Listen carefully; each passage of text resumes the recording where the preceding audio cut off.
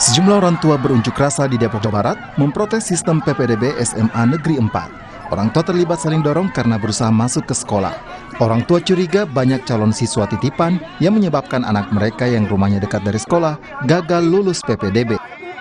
Jadi ini sinyalir pertama, ya tiba-tiba online-nya juga kan bermasalah. Ini ada apa?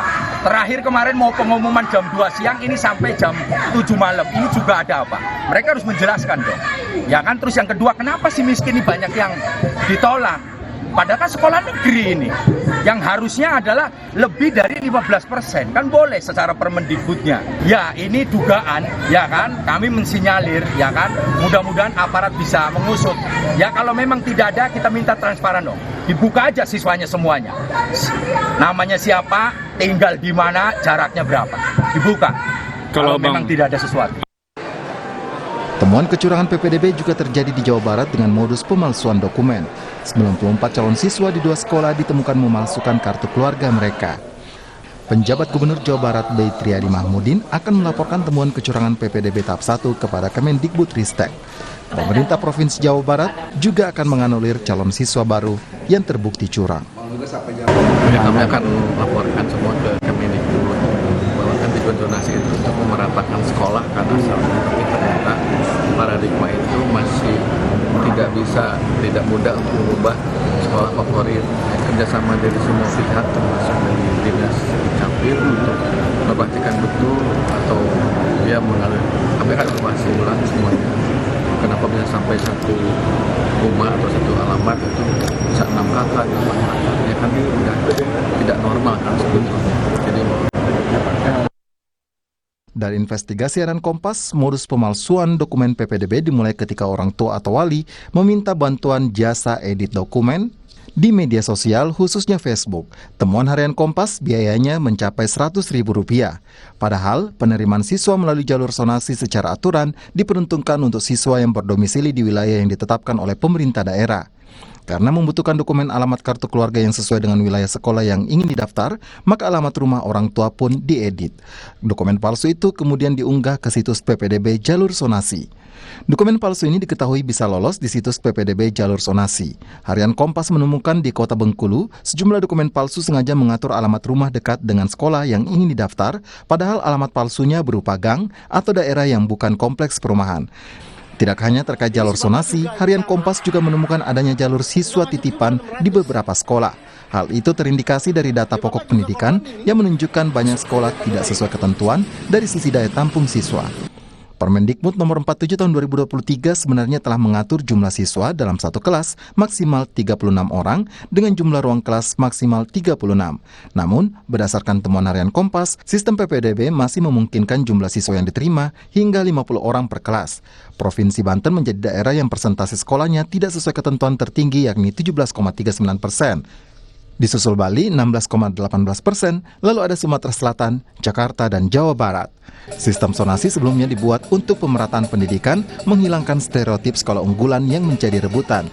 Namun sengkarut PPDB masih terjadi dan memicu kekecewaan publik. Tim Liputan, Kompas TV. Bagaimana harian Kompas menemukan adanya kecurangan dalam sistem penerimaan peserta didik baru PPDB dan apa yang harus dilakukan pemerintah untuk meminimalisasi kecurangan. Kami bahas malam hari ini bersama Sari Febriana, editor Desk Investigasi Harian Kompas, bergabung juga Ketua Komisi 10 DPR RI, Saiful Huda, dan juga ada orang tua peserta PPDB SMA Negeri 3 Bogor, Billy Adiaksa. Selamat malam semuanya. Selamat malam. Malam. Mas Billy, Mbak Sari. Ya, Mas Huda selamat malam juga, Mas Billy selamat malam, Mbak Sari juga selamat malam. Saya mau ke Mas Billy dulu deh. Mas Billy, jadi ini kan orang tua peserta PPDB SMA Negeri 3 Bogor nih, anak Mas Billy mau mendaftar tapi tidak lolos padahal jarak rumahnya dekat. Betul? Betul, Mbak. Gimana tuh ceritanya, Mas? Sebetulnya kami sebagai orang tua hanya mendaftar seperti biasanya melalui PPDB online, begitu. Semua prosedurnya kami penuhi, tahapan-tahapannya itu kami tunggu sekian lama dan berakhir kami mendapat keterangan bahwa anak saya tidak lolos, begitu. Dan yang saya cek di jarak terdekatnya itu ada 50 meter, ada 70, ada 200. Dan saya pikir kenapa saya ke sekolah tersebut untuk mengkonfirmasi, karena saya pikir di situ di dekat-dekat sekolah itu hanya ada mall, rumah makan, kantor, perbankan, terus rumah-rumah yang besar ya, yang konotasinya itu bukan perumahan warga begitu. Jadi saya ingin ke sana itu kemarin hanya ingin mengkonfirmasi di mana 50 meter dari sekolah itu yang mana gitu. Ternyata?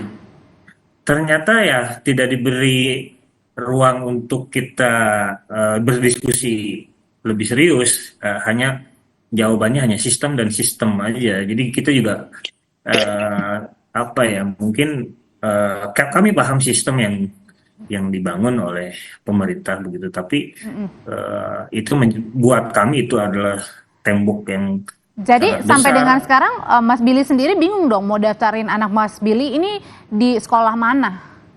Eh, Insya Allah saya langsung mendaftarkan anak saya ke sekolah yang lain gitu, yang tentunya dekat dengan rumah. Eh, ada Mandua di situ. Kami mencoba, Insya Allah mudah-mudahan lolos. Kalau tidak pun ya terpaksa ke swasta yang terdekat di area rumah. Rumah ya. Oke, mungkin Mas Billy ini tidak seberuntung orang tua yang lain, Mbak Mari. Mbak Mari ini punya cerita, punya investigasi bahwa Mbak Sari ini menemukan adanya dokumen alamat palsu yang sengaja dilakukan oleh orang tua untuk membuat anaknya bisa bersekolah di sana. Jadi temuannya itu dokumen palsunya kok bisa, Mbak Sari? Sampai orang tua bisa membuat dokumen alamat palsu itu?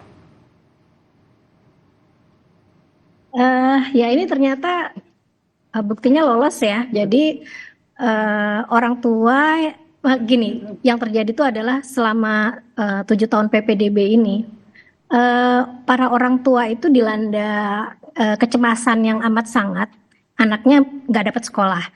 If sekalipun mereka lokasinya itu cukup dekat, katakanlah di bawah 5 kilo ya dari sekolah, itu bisa ya, kita anggap kategori sebenarnya cukup dekat, apalagi kayak tadi Pak Billy ya, cukup dekat tapi bisa nggak dapat. Nah itu kecemasan yang melanda banyak orang tua saat ini. Mereka butuh kepastian anak saya bisa sekolah. Dan sistem yang seperti ini, mereka akhirnya terdorong untuk melakukan segala cara, trik ya semacam itu, untuk mengurangi kecemasan itu, untuk menambah kepastian bahwa anaknya bisa sekolah. Jadi yang kami temukan misalkan orang tua nih rumahnya dia sebenarnya jaraknya kurang dari 1 kilo, 800 meter dari sekolah sasaran. Tapi dia masih merasa nggak secure, ngerasa masih cemas. Jadi apa yang dia lakukan? Dia menggeser itu rumahnya itu ke rumah kontrakannya. Dia punya kontrakan gitu yang jaraknya lebih dekat lagi 200 meter. Karena dianggap kalau lebih dekat lagi itu akan mempermudah ya, lebih mempercepat gitu ya untuk penerimaan gitu. Ya akan kansnya akan lebih tinggi. Akhirnya itu dia lakukan gitu loh. Dia menggeser rumahnya ke rumah kontrakan walaupun itu tidak ditinggali. Itu yang terjadi salah satu contoh ya. Terus ada contoh lagi yang akhirnya nekat bikin kakak palsu. Yang dipalsukan itu adalah kakak digital, jadi kakak fisik. Oke. Jadi kakak fisiknya tetap asli, tapi karena pendaftaran PPDB itu yang harus disubmit adalah dokumen-dokumen digital, disitulah dia bisa punya celah untuk memanipulasi. Jadi yang terjadi adalah dokumen kartu keluarganya itu versi digitalnya itu diganti alamatnya. Dan itu marak untuk jasa bikin dokumen palsu atau kartu keluarga palsu itu marak katanya. Di media sosial itu dengan upah 100.000 aja udah bisa gonta-ganti. Betul. Jadi kita kalau search nih jasa edit dokumen gitu ya, atau jasa pembuatan dokumen itu ada banyak, mudah kok kita akses ya, mudah kita akses, nanti transaksinya semuanya lewat WhatsApp gitu kan, dan kita sendiri kita nyoba tolong nih editin akte kelahiran gitu ya.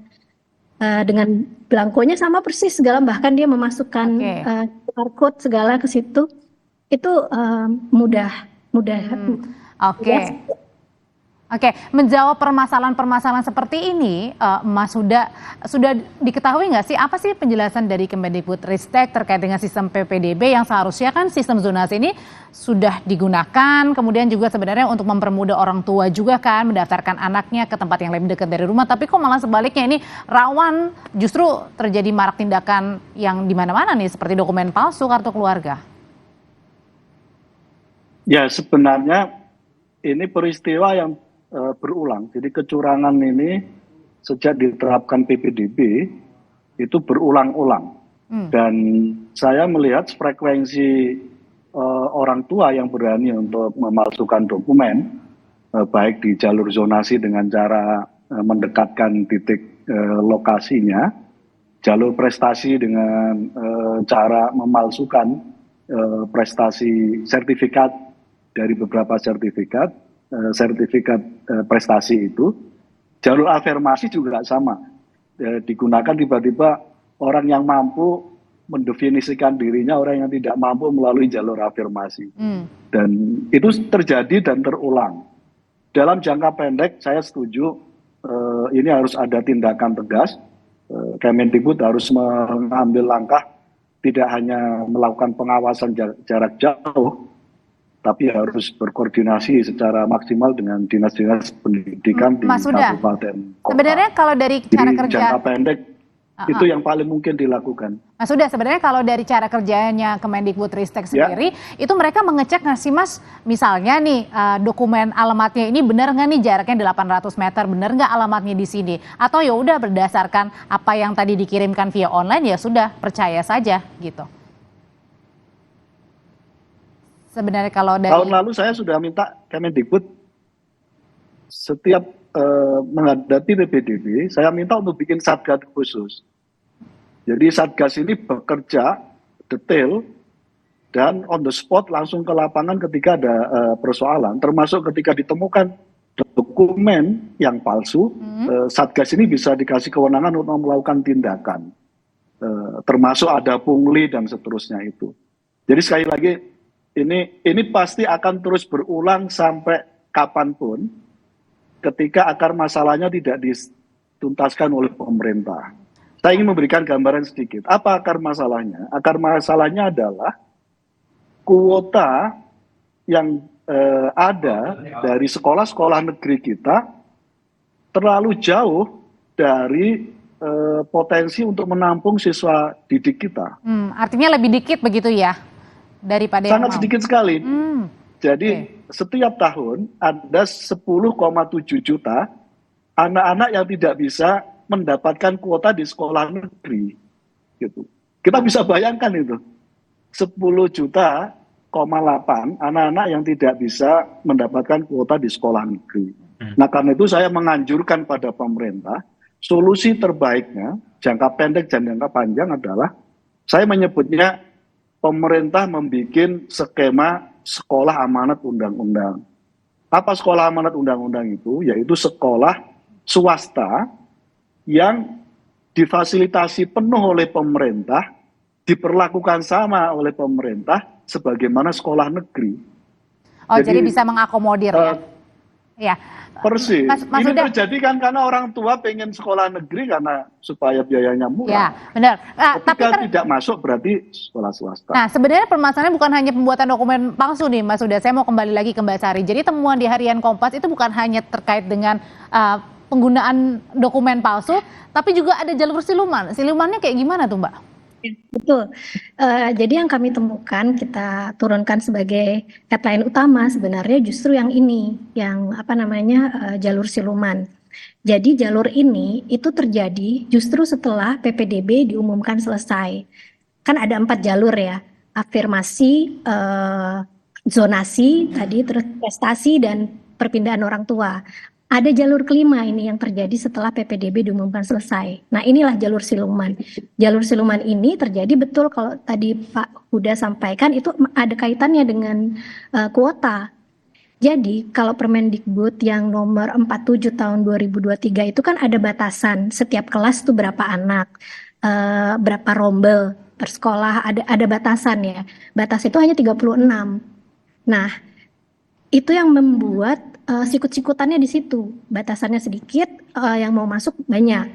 Akhirnya, ketika PPDB sudah diumumkan selesai gitu ya, sekitar pertengahan Juli biasanya, itu sekolah akhirnya menerima desakan, tuntutan dari berbagai macam pihak, titipan-titipan, siswa-siswa titipan, supaya sekolah mau nerima anak-anak ini gitu. Padahal Bahkan siswanya itu tidak dalam kategori 4 itu, misalnya berprestasi atau jalur zonasinya dekat gitu, enggak. mereka udah gagal semua jalur itu gitu loh. Jadi akhirnya bermodal yaitu nitip, ada yang getok lewat misalkan oknum orang dinas, getok lewat aparat, bahkan ada juga maaf nih ya wartawan juga minta slot gitu kan, atau ormas, organisasi massa yang mungkin selama ini agak ditakutin gitu ya. Nah itu getok lewat situ. Berarti ada berupa ancaman ataupun ada suap.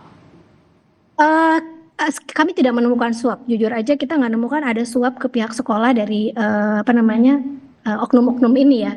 Tapi gini, yang kita pahami adalah orang di sekolahan, sekalipun itu seorang kepala sekolah, mereka ini pada relasi kuasa yang sebenarnya timpang dengan pihak-pihak yang mendesak ini ya. Sekarang kalau misalkan ditelepon sama anggota legislatif, anggota DPRD gitu, tolong ini terima nih, gini, bisa apa? Oke. Dia cuma kepala sekolah, harus Nggak bisa mikirin nolak gitu. juga ya, sulit juga kalau nolak. Iya, atau orang dinas, apalagi dinas, mereka kan ada relasi kuasanya jelas itu.